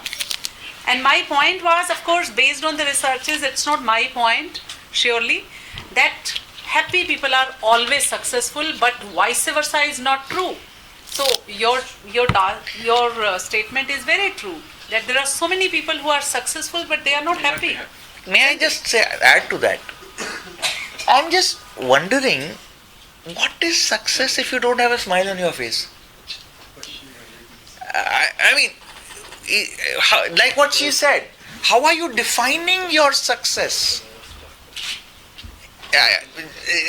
Is the fact that I bought another house success? I mean, what is success? If you don't have confidence, are you successful? You don't have a smile on your face. Are you successful? I hope you're understanding what I'm trying to say. We need to possibly redefine, like she said, the concept of success. A smile, to my mind, is a man who's smiling, a man who's happy irrespective of what is the situation. To me, that is success. Yeah, sorry. In fact, fakkad fakir bhi khush hai. उसके हाथ में कुछ भी नहीं है, isn't it? He has nothing in his hands. Even then, he is the happiest one. It's a contented life. Contented life. Yes. And again, it is definition. Our own definition. It is our life. We have to define the success. What is success for us? That person is successful but not happy, it is a contradictory statement.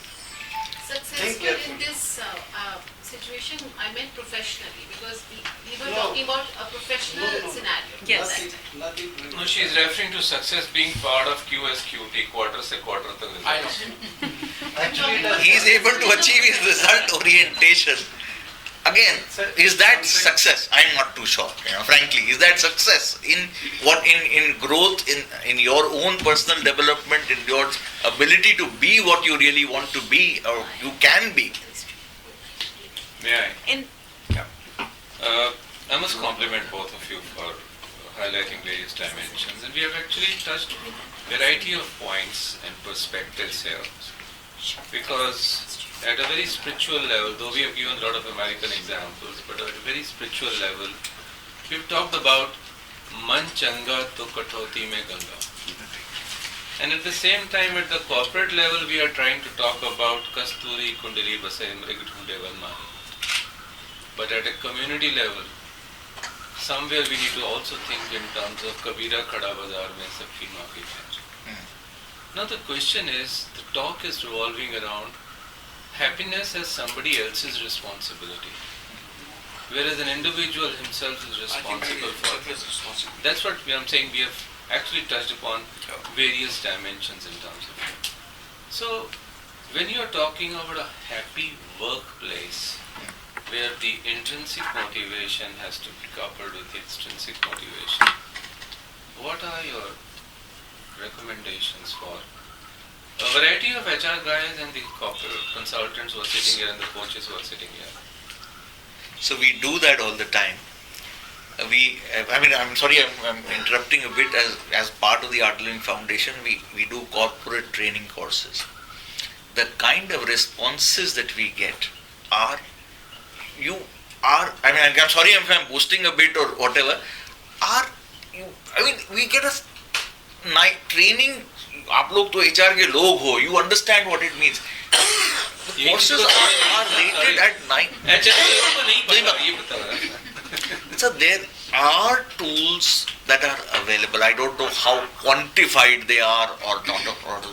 There are beautiful tools that, to my mind, the fast corporate environments are getting more and more stressed. They are stressful. They will continue to go on to say, they will continue to raise. Consulting, ICPI, consulting is immensely.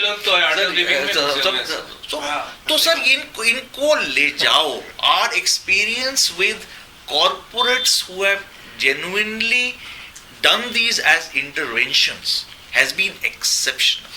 I mean, I'm talking about people of entire, there's organizations that today we are working at.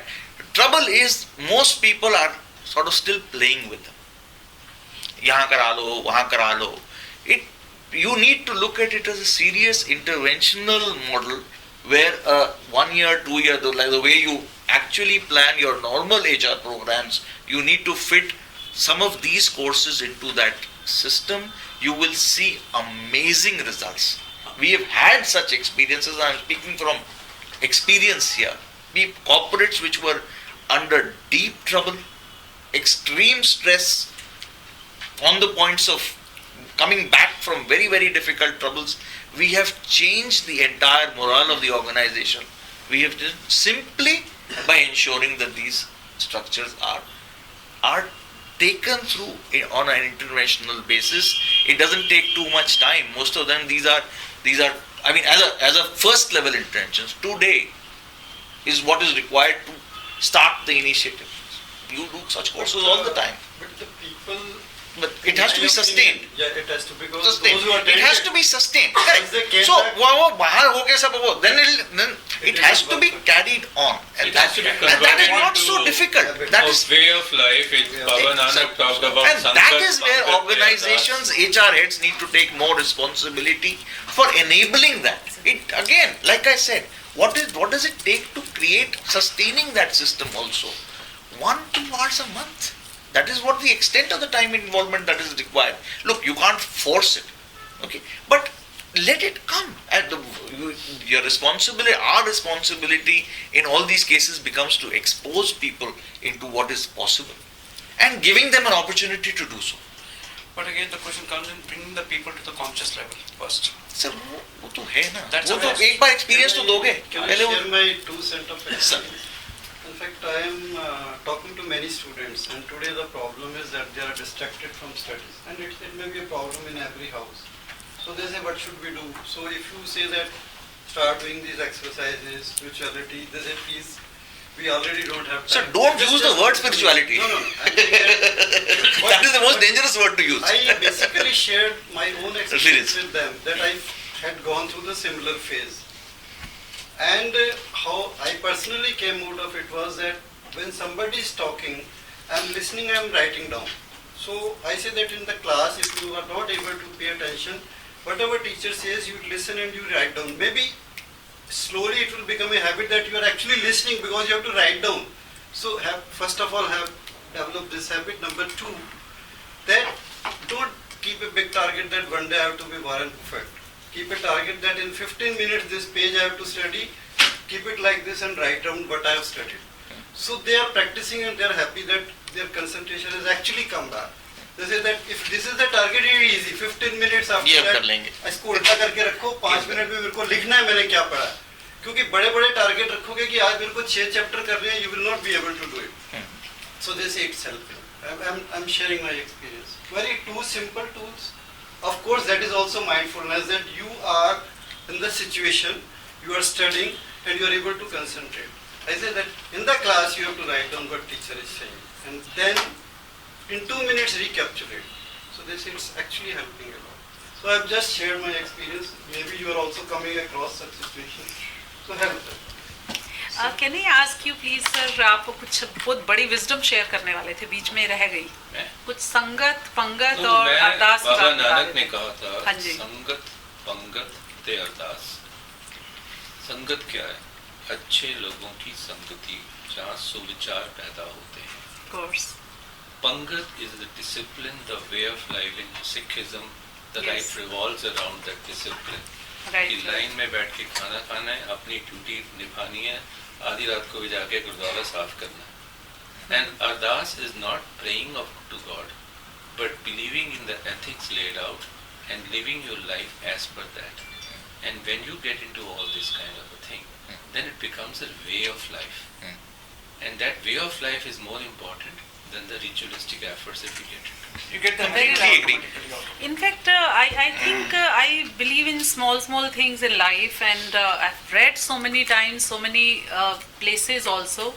I think we can inculcate the cycle of gratitude, that gratitude cycle.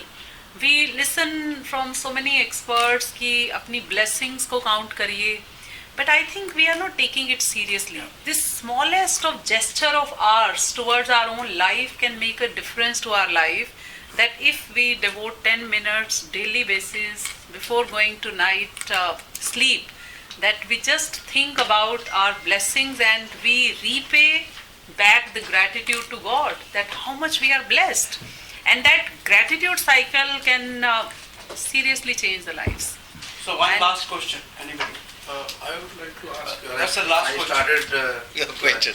yeah. So you talked about yogasana and exercising the mind. I totally agree. My parents also does that. I don't do. But there are three things which we were taught in school days during morality. That get away from greed, hatred, and ignorance.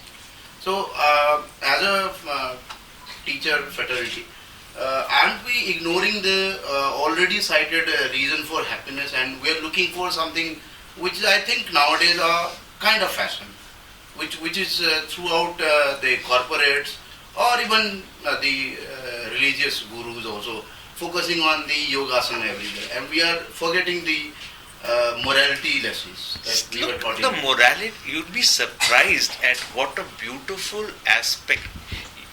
Don't think of yoga as just asanas and whatever.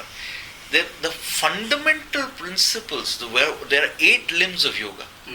2 of them, the very first two on which you start are what are called yam and niyam. And those are what are principles and ethics for living. Because that is the base for yoga. And all this is unless you're practicing, the very first yam is truth. That is It's karma truth. yoga also. Yeah. That we call. Again, that we go into whole story of yoga, that's a separate lecture. But here what I'm trying to say is, yoga gives you a very strong moral code. That is the essence. Where do you think Gandhi's thoughts about yoga came from? Brahmacharya, the concept of non-violence, ahimsa, that is yogic thinking. That's where all that Indian thinking is coming from. And that those are the core principles, Shauch, Santosh, Ahimsa, Satya. This is yoga. So that truth is a core, and to my mind, it forms an amazing set of principles which fit very strongly into the current world of corporate ethics. We talk corporate ethics, but I think we have a wonderful Indian tradition which can form a very strong core for building a strong corporate ethic within companies. And it needs to be brought right in the forefront. It is sad today that we live in India, and I don't know how many people have actually done a structured course on yoga and sitting in this room. Take a sample. Maybe 2, maybe 3. It's a deep discipline. You need to explore it, understand it deeper here. Okay, friends, with this we come to the close. Every wonderful thing has to have some ending. So we come to the close of this session. Wonderful session, I must say. Thanks to my 2 friends, Dr. Rishi Makkar and Dr. Sanjay Anand. I would say both are really wonderful. They are very contextual, very concise, and very, very experienced learnings which we had gone through today. And we picked up few learnings in terms of what is happiness is all about. Is it a state of mind, or it's attitude, or it is within me, or it is outside me. We did try to figure it out, and the relationship of happiness with success, we did try to say that happiness makes people successful, but not successful. All successful people have happiness.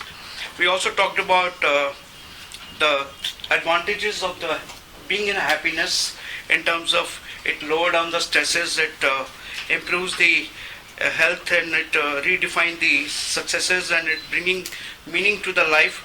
Apart from it changes the life as well. We did try to find out the solutions around if we do in terms of empowerment, or in terms of respecting the people, or in terms of taking care of employees. We can bring happiness not only within self but with things around. We also had a little understanding of the three principles which Sean Walker has really talked about, and really wonderfully laid down that we need to have a happiness which brings success among people. We have to train our brains to figure out the positives around, and we need to have fall up rather than fall down. Thanks for the wonderful session. We really enjoyed. Sanjay, you really changed the table all across. We really talked about happiness in all inclusive as to whatever we decide, in whatever manner we decide. I think let's better to take this happiness out of that. And you started with that and really brought all of us onto one platform whereby everybody has gone through different experiences.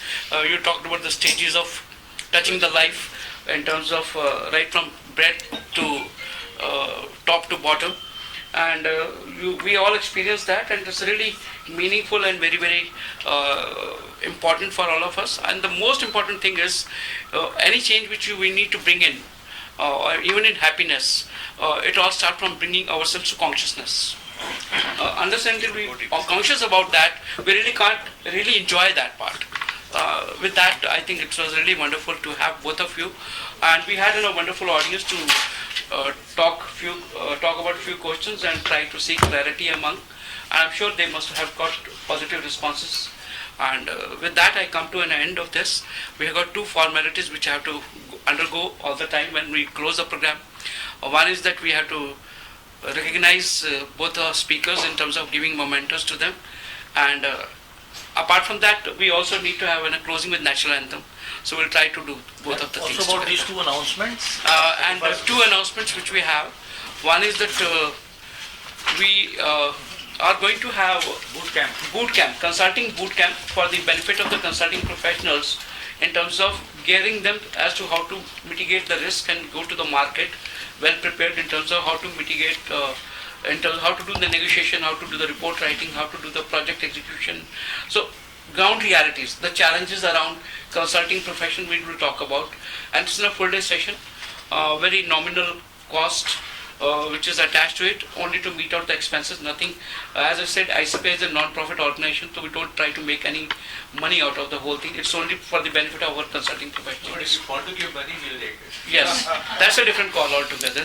Apart from that, there is a book launch on 28th at NDIM, wherein Tughlaqabad Institute.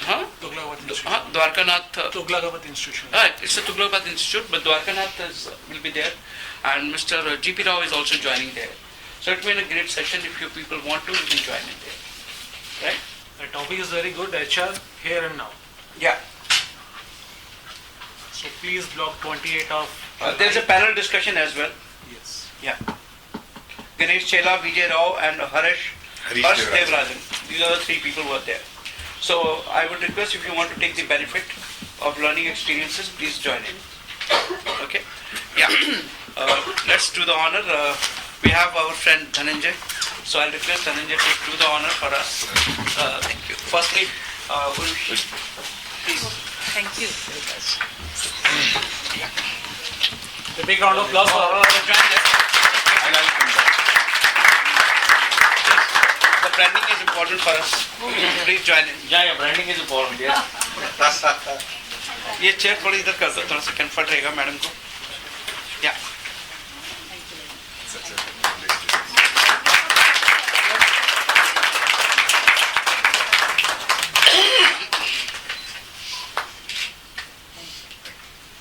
Thank you. fond of these plants. Please. And thanks a lot for this. My pleasure. Thank you.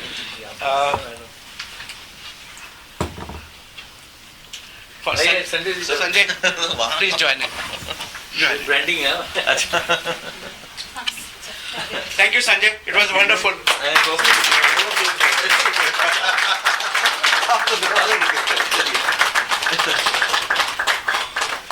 Sanjay, laughter is contagious.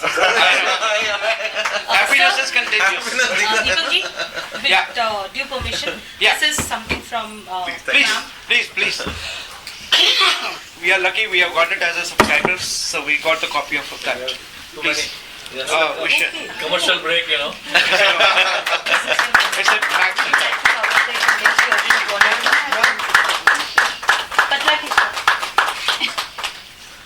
For you also. Please, perfectly all right. Sanjay, please. The same thing. Actually, it's a mega magazine comprising of 3 months of contribution. Thank you. So,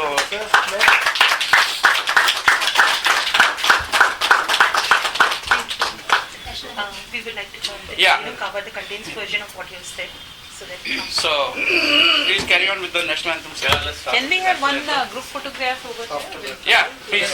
After After national anthem, or we can have We announce the anthem. We can write down.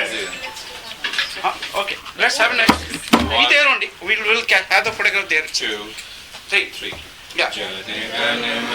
अधिनायक जय हे भारत भाग्य विधाता पंजाब सिंध गुजरात मराठा द्राविड़ उत्कल बंगा विंध्य हिमाचल यमुना गंगा उच्चल जलधि तरंगा तब शुभ नामे जागे तब शुभ आशीष मांगे गाए कब जय गाथा जन गण मंगल दायक जय हे भारत भाग्य विधाता जय हे जय हे जय हे जय जय जय जय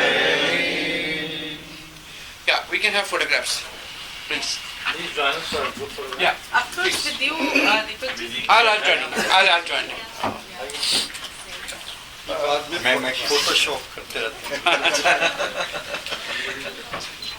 Three idiot के expert है. यार आ जाओ अभी आ जाओ अभी आओ ना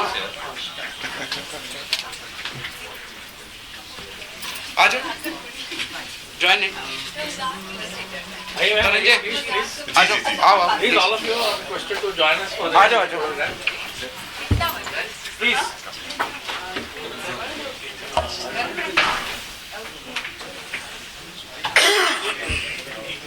आ जाओ आ जाओ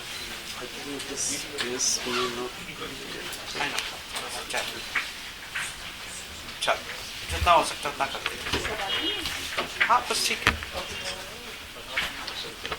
या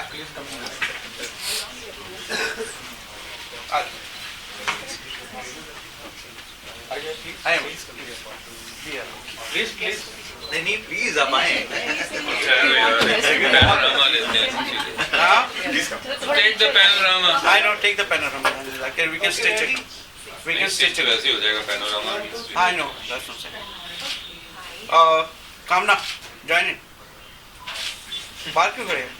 जल्दी जल्दी जल्दी भागो भागो भागो भागो चलो Okay guys, wait. Hold करो जरा. या panorama सुन के रुक गए थे